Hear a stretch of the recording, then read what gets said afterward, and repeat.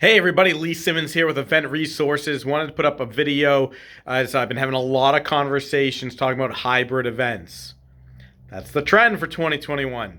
Hybrid, which makes sense. We want to be safe with the whole COVID situation, yet there's still the ability to start having things in group settings in person, especially with the outdoors for the springtime and summer. So, what does hybrid really mean? So this is the way I'd like to have you think of it. You got to think of this in either one of three ways. First, either your event is a in-person event that is being live streamed. Second, it's a virtual event that has an in-person studio audience. Or third, they're two separate events. And I really believe that's important to really have an idea of which event you're doing, because that's going to help you plan. So let's break that down very briefly here.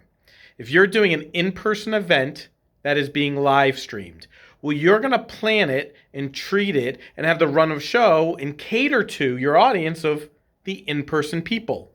How you script it. What are the elements of your show? What are the factors? What are the things that people are focusing on? You're really focusing your efforts in the event of the in-person audience. There's a camera there that's also recording what's going on. Kind of like a fly on the wall. I don't know if that's the best example, but think of it like that. The camera's just really recording what's going on so the audience can see it. Now, that's really beneficial if you're limited to how many people you can have in the room, but you still want to focus this on an in-person event. And people could watch at home.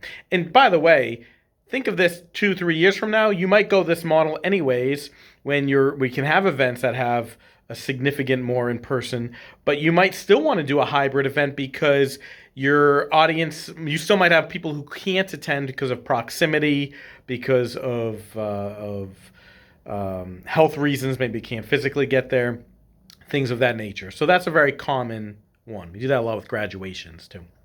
The other model, as I was mentioning, is this is a virtual event that has an in-studio audience. And the best example I can think of is Saturday Night Live. That show is focused for television.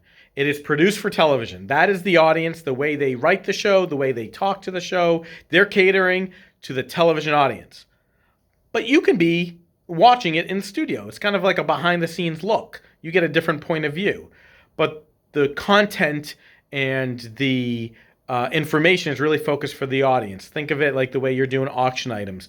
Think of it the way you are providing information.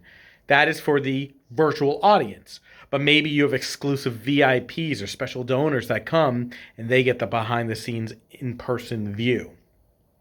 So that's one way to think of it. Now, if you think of this as two different ways, I've had this conversation a few times this week.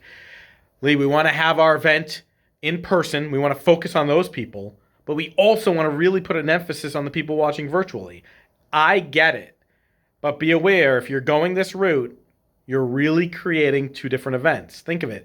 You need two separate run of shows because the virtual audience might see something different than the in-person audience. And if you go that route, it's fine, but it's more planning, it's more preparation, and it's more to your budget.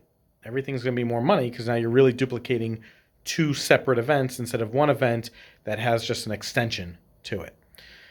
So there's not a right or wrong answer, by the way, to any of this. But I think that's the first step when you're talking about doing a hybrid event. What type of hybrid event are you doing? Then the next step is how do you plan for it? Hopefully that was helpful, and we'll talk to you soon.